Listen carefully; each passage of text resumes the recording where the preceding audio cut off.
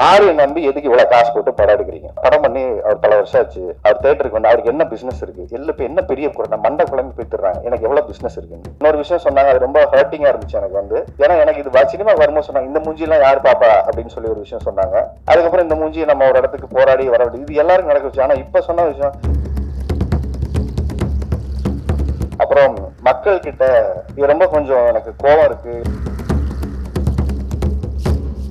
நான் சினிமாவில் இருக்கனா இல்லையான்னு எல்லாருக்கும் ஒரு டவுட். இந்த பிக் பாஸ் போயிட்டு வந்ததுக்கு அப்புறம் கொஞ்சம் ஆளே காணோம். ஒவ்வொரு நாளும் கிளீன் செட்டில்மெண்ட் ஆன் டேட், அன்னைக்கே எனக்கு உள்பட எல்லாருக்கும் சம்பள பாக்கி இல்லாம பரத்துக்கு ஒரு சர்ப்ரைஸ் இருக்குன்னு சொன்ன அவரை கிளம்பி கொஞ்சம் ஒர்க்கு ஹாஸ்பிட்டல் கொண்டு போயிட்டாரு. ஏன்னா அந்த படம் ஃபர்ஸ்ட் பரத் தான் நடிக்கிறதா இருந்தது. இப்போது புதிய அறிமுகம் ஆச்சி ஹோட்டல் சாம்பார் 50 கிராம் ரூபாய் 20 மட்டுமே. மாதா பிதா குரு தெய்வத்துக்கு வணக்கம். நான் பேசும் என் தாய்மொழி தமிழுக்கு என்னுடைய முதல் வணக்கம். யாரோ படம் எடுக்கிறாங்க, யாரோ ரிலீஸ் பண்றாங்க, யாரோ நடிக்கிறாங்க, இதுல நமக்கு என்ன இருக்குங்கிறது இல்லாம ஒரு நல்ல சினிமா எடுக்கிறவங்களுக்கு பின்னாடி பக்கத்துல நிக்கணும் அப்படிங்கிற ஒரு விஷயம். தனஞ்சயன் சார் கூட அவருக்கு வேலை இருக்கு, கிளம்புங்க சார் சொன்னாங்க. இல்ல சார், நீங்க தனியா இருப்பீங்க. ஏன்னா எப்பவுமே இந்த கல்யாணத்தப்ப கூட ஒரு மாப்பிள்ளை தோழன் இருப்பாங்க. இதுல 1000 பிரச்சனை இருந்தாலும் அந்த கட்சி படுத்தி கொடுத்துட்டு மனசு தாறுதல் படுத்திட்டு, ஏய் நான் இருக்கேன்டா, அமைதியாரு, கல்யாணம் எல்லாம் அப்படிதான் பதட்டமா இருக்கும், சரியா போயிடும் அப்படிங்கிற மாதிரி இந்த ரிலீஸுக்கான ஒரு பதட்டமும் சூழல் இருக்கும்போது ஒரு ஆறுதலாக, இல்ல ஜெரன் சார் எல்லாரும் போனாங்க, நான் இருக்கேன், நீங்க பேசுற வரைக்கும் நான் இருக்கேன்னு சொன்னேன். உங்களுக்கு என்னுடைய பெரிய நன்றியை சொல்லிக்கிறேன் சார். அதுக்கப்புறம் இங்க வந்த ஒவ்வொருத்தருமே, பரத்தா இருக்கட்டும், ரொம்ப ஷார்ட் நோட்டீஸ்ல பிளான் பண்ணி இதுக்கு ப்ராப்பரா யாரு ரிலீஸ் பண்ணணும், யாரு வாங்கிக்கிறது, இதெல்லாம் ஒரு பிரச்சனை இருக்கு. இன்னைக்கு யார் வரணும், யாரு பண்ணணும்னு இது எதையுமே எதிர்பார்க்காம இந்த மேடைக்கு கூப்பிட்டோன்னே வந்த பரத், அவருக்கு முதல்ல நன்றி.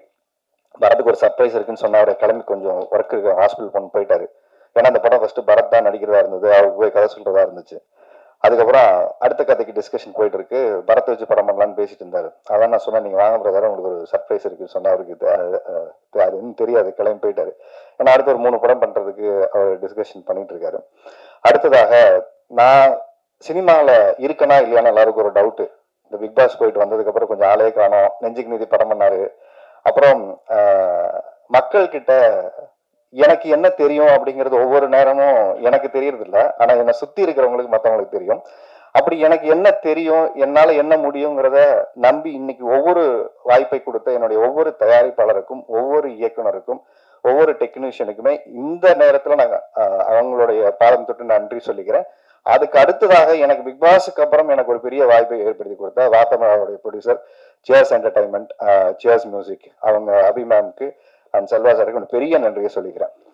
எனக்கு வெளியில நான் ஷூட்டிங் போறேன், எல்லா ஊர்களுக்கு போறேன், எல்லா இடங்கள்லையும் அவங்க சொல்ற ஃபர்ஸ்ட் விஷயம் நெடுஞ்சாலை சார், மாயா சார், அடுத்து வந்து பிக் பாஸ் சார், அடுத்து இப்ப போய் சேர்ந்திருக்கிறது வந்து சார் உங்க வாத்தமிழ நல்லா இருக்கு சார், அந்த ஷோ பயங்கரமா பேசுறீங்க சார், அது நல்லா பண்றீங்க சார், நிறைய நல்ல நல்ல விஷயங்கள் நாங்க லைஃப்ல என்ன பேசுறோமோ அதை அப்படி ரிஃப்ளெக்ட் பண்ணுங்க சார், அதை விடாம பண்ணுங்க சார் சொல்லும்போது ஒரு ஒரு எளிவனுடைய குரலாக அந்த ஒரு ஷோ இன்னைக்கு உயிர்ப்போடு இருக்குன்னா, இப்படிப்பட்ட ஒரு ப்ரொடியூசர் பணத்தை பார்க்காம மக்களுக்கு கொண்டு போய் சேர்க்கக்கூடிய ஒரு ஷோவா இன்னைக்கு மாறி இருக்கு சக்சஸ்ஃபுல்லா.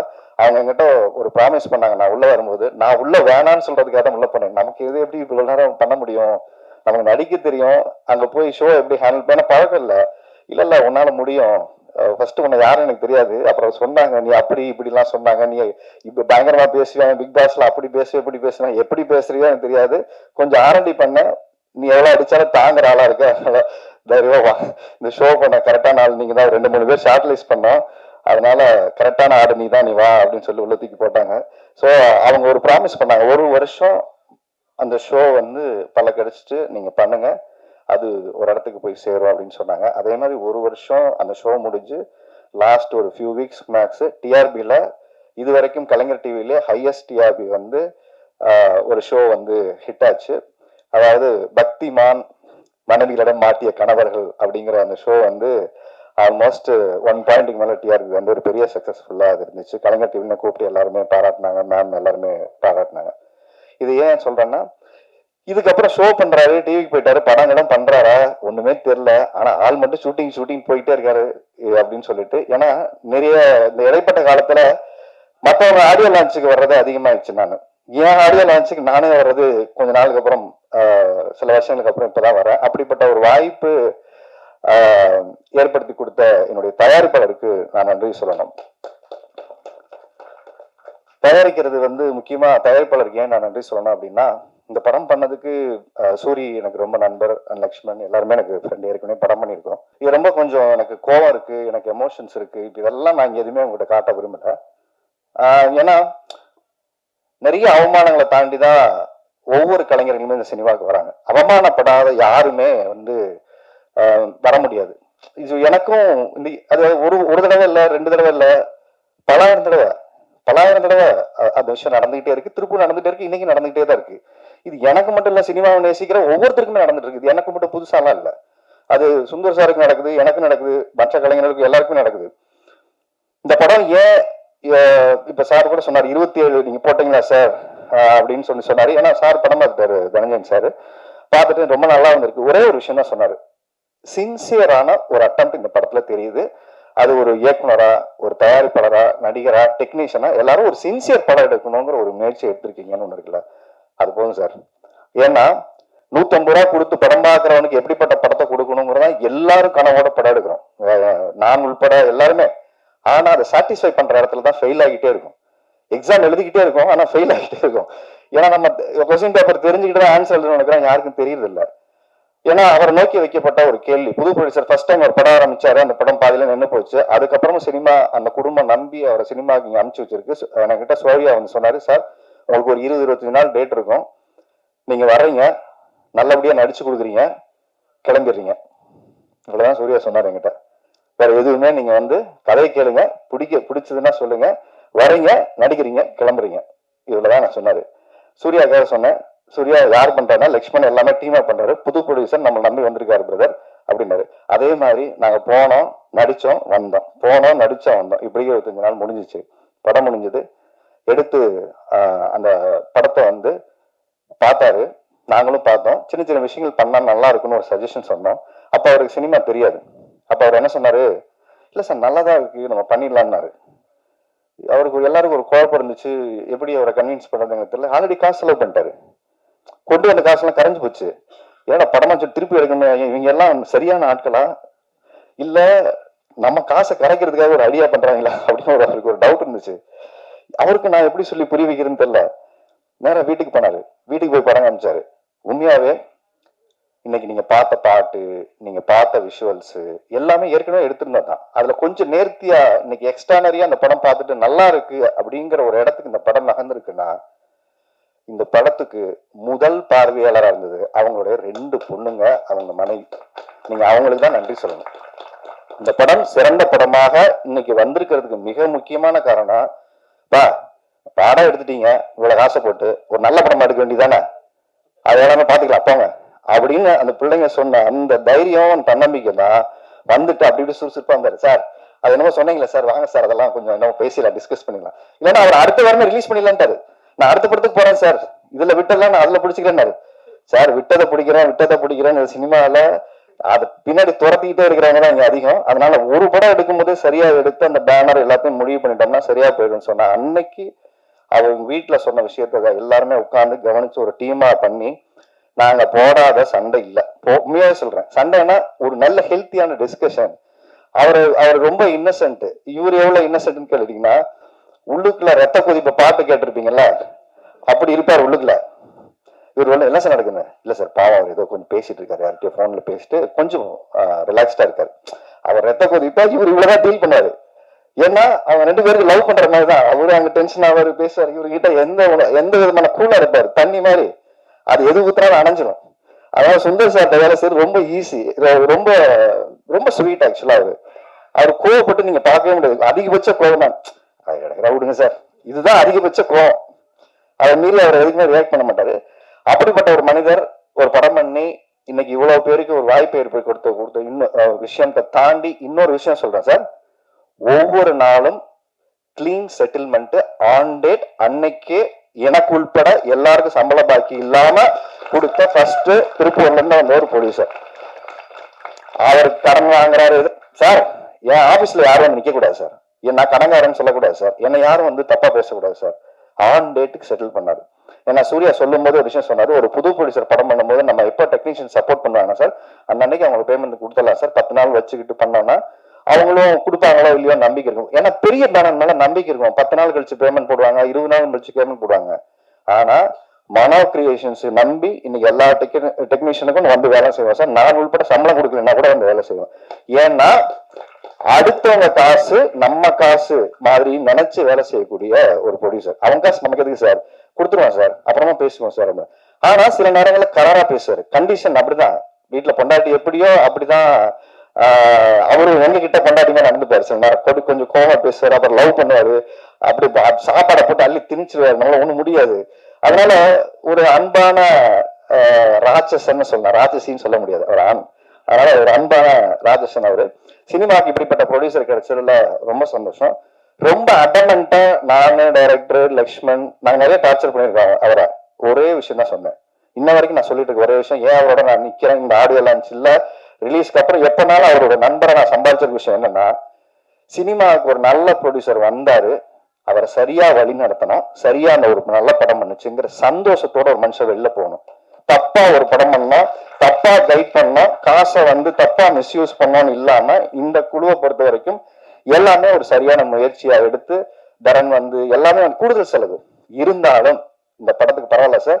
இதுக்கு அதனாலதான் இப்ப சார் சொன்ன ஸ்கேலுக்கு இந்த படம் மாறினதுக்கான காரணம் என்னன்னா, அடுத்து 25 நாள் நம்ம ஷூட் பண்ணிடுறோம். ஸோ இந்த படம் ஒரு 45 நாள் 48 நாள் ஒரு பெரிய படத்துக்கான செலவை இன்னைக்கு இந்த படம் பண்ணி இந்த நம்பிக்கையோட வந்திருக்கு. அடுத்து அவர்கிட்ட வச்ச ஒரு கேள்வி, ஆரிய நம்பி எதுக்கு இவ்வளவு காசு போட்டு படம் எடுக்கிறீங்க? அவர் வந்து பிக் பாஸ் போயிருக்காரு, அவர் ஆல்ரெடி படம் பண்ணி அவர் பல வருஷம் ஆச்சு. அவர் தேட்டருக்கு வந்து அவருக்கு என்ன பிசினஸ் இருக்கு, இப்ப என்ன பெரிய குறை மண்டை குழம்பு போய் தர்றாங்க, எனக்கு எவ்வளவு பிசினஸ் இருக்குன்னு யாருக்குமே தெரியல, எனக்குமே தெரியல. அதாவது ஓடலைன்னு சொல்லி ஒரு நம்பரை சொல்லலாம், ஓடினா ஓடி இருக்குன்னு சொல்லி ஒரு நம்பரை சொல்லலாம்.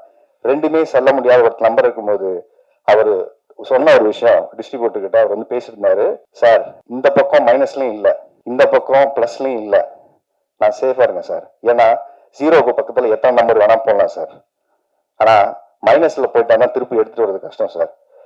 யாருக்கும் அறிமுகம் இல்லாத ஒரு முகத்தை நான் எடுத்துட்டு வரல.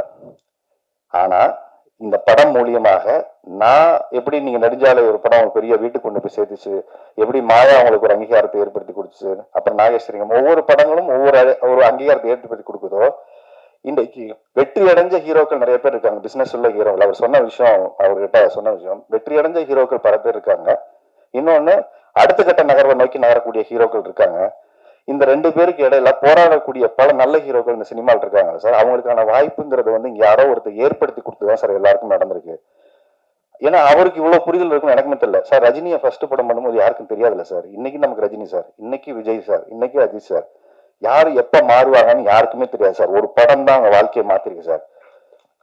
காந்தாராங்கிற ஒரு படம் கர்நாடகத்துல இருந்து இன்னைக்கு வந்ததுக்கு அப்புறம் அந்த ஹீரோ நமக்கு யாருக்குமே தெரியாதுல்ல சார். ஃபர்ஸ்ட் படம் பண்ணும்போது தெரியாது. எந்த நம்பிக்கையில் அவங்க 30 கோடி போட்டு காசு எடுத்தாங்க, அந்த நம்பிக்கை ஏன் சார் நமக்கு இருக்க மாட்டேங்குது அப்படிங்கிற அந்த கேள்விய அதே லவ் டுடே படமா இருக்கட்டும், இவர் சொன்ன உதாரணம் சொன்னது. அப்போ யாரையோ நம்பி யாரையோ காசு போட்டாதான் சார் இந்த படம் ஜெயிக்க முடியும். அப்படி யாரையோ நம்பி போடுறதுக்கு நான் உங்களை நம்பி காசு போட்டேன் சார், கட்டாயம் இந்த படம் எனக்கு கரை சேர்க்கும் சார். அதனால நான் கவலைப்படலை சார். அதுக்கப்புறம் இந்த படத்தை கொண்டு போய் சேர்க்கிற ரிலீஸ்ல இருக்கக்கூடிய சிரமங்கள், அவரு எஃப்எம்எஸ் பிசினஸ் இதெல்லாம் பேசும்போது நிறைய சிக்கல்களை தாண்டி எனக்கு தெரிஞ்சு வடிவேல் சொல்ற டைலாக் மாதிரி எவ்வளவு அடிச்சாலும் தாங்கக்கூடிய ஒரு ப்ரொடியூசரா மாறிட்டாரு. குனிகிறாரு, அடி இந்த பக்கம் அடிங்கடா, அந்த பக்கம் அடிங்கடா, இப்படி கேக்குறீங்களா அப்படின்னு டைரக்டாரு. ஸோ ஏன்னா அவருக்கு இங்க தெரியல, முன்னாடி சொல்லும் போது அதுக்கு வந்து அவருக்கு ஃபர்ஸ்ட் எல்லாம் ஃப்ரெஷ்ஷா இருந்துச்சு சார்.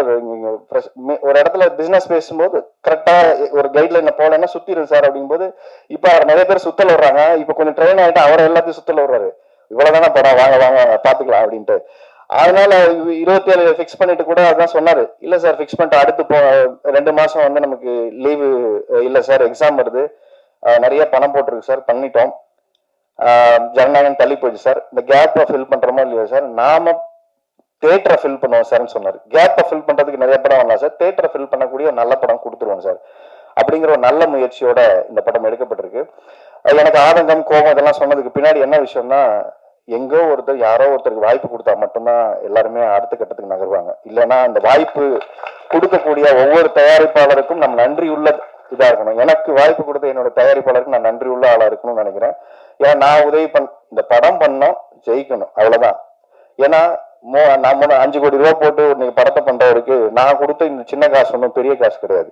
ஆனா நான் காசு கொடுக்குறேன்னு இது ஏன் படத்துக்கு காசு கொடுக்கல, இது நம்ம படம். நாங்க சார் ஒரு பிரச்சனை வரும்போது ஒரு இடத்துக்கு நான் இந்த படத்தை நம்பலைன்னா அப்ப யாரும் நம்புவா? எனக்கு ஒரே கேள்விதான் இருந்தது. அதுக்கப்புறம் ஒரே விஷயம் சார், இன்னொரு விஷயம் சொன்னாங்க, அது ரொம்ப ஹர்ட்டிங்கா இருந்துச்சு எனக்கு வந்து. ஏன்னா எனக்கு இது சினிமா வரும்போது சொன்னாங்க, இந்த மூஞ்சி எல்லாம் யாரு பாப்பா அப்படின்னு சொல்லி ஒரு விஷயம் சொன்னாங்க. அதுக்கப்புறம் இந்த மூஞ்சி நம்ம ஒரு இடத்துக்கு போராடி வர வேண்டியது இது எல்லாருக்கும் நடக்க வச்சு. ஆனா இப்ப சொன்ன விஷயம் சார், அவர் பிக் பாஸ் பண்ணாரு, 16 கோடி ஓட்டு போட்டாங்க, அவருக்கு எந்த மக்கள் வந்து தியேட்டருக்கு ஓப்பனிங் வரும் எப்படி பார்ப்பாங்க அப்படிங்கிற ஒரு கேள்வி எல்லாரும் கேட்கறாங்க சார் அப்படின்னு ஒரு விஷயம் சொன்னாங்க.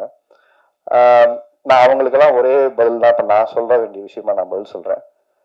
நான் பிக் பாஸ்ல போகும்போது எனக்கு இத்தனை பேர் ஓட்டு போடுவாங்க, எனக்கு இவ்வளவு பேர் சப்போர்ட் பண்ணுவாங்க, எனக்கு இவ்வளவு பெரிய ஆதரவு இருக்கு, எதுவுமே எனக்கு தெரியாது. எதுவுமே எனக்கு தெரியாது. நான் சினிமாவுக்கு வந்த காலத்துல இருந்து என் பாக்கெட்ல எவ்வளவு இருக்கோ 10 ரூபாய் இருக்குன்னா என் குடும்பத்துக்கான தேவைக்கு போக 1 ரூபாயோ 4 நாளோ செலவு பண்ண அந்த மக்களுக்கும் இந்த சமுதாயத்துக்கும் செலவு பண்ணுங்கிற என்னோட எண்ணங்கள் அன்னையில இருந்து இன்னைக்கு வரைக்கும் மாறல. கோடிக்கணக்கில் சம்பாதிச்சதுக்கு அப்புறம் இந்த சமூகத்துக்கு செய்வோம்னு நினைக்கல. அன்னைக்கு காசு இல்லாத போதும் போராட்டத்துல போய் உட்கார்ந்தோம், சமூகத்துக்காக வேலை செஞ்சோம். அப்போ இன்னைக்கு நம்ம உள்ள போகும்போது எனக்கு அன்னைக்கு நான் என்னுடைய வேலைய நான் செய்யறேன், அது சரியா இருந்தா எனக்கு சப்போர்ட் பண்ணுங்க, இல்லையா எதை சரி பண்ணிக்கலாம்னு சொல்லுங்க, திருத்திக்கணும், அவ்வளவுதான் எல்லாருக்கும் வாய்ப்பு.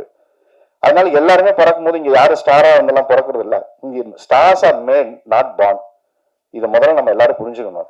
நாளைக்கு நீங்களும் ஸ்டார் தான், அவரும் ஸ்டார் தான், அவரும் ஸ்டார் தான். நாளைக்கு நான் அடுத்த படம் பண்றேன், எனக்கு மாரி சார் உட்காந்துருக்காரு, என்னுடைய கேமராமேன் உட்காந்துருக்காரு, மியூசிக் டைரக்டர் ஹமரா உட்காந்துருக்காரு, பாண்டியன் உட்காந்துருக்காங்க. தேர் நெக்ஸ்ட் ஸ்டார்ஸ், அடுத்த ஜெனரேஷனுக்கான ஸ்டார்ஸ் தான் அவங்க எல்லாருமே. இப்போது புதிய அறிமுகம் ஆச்சி ஹோட்டல் சாம்பார் 50 கிராம் ரூபாய் 20 மட்டுமே.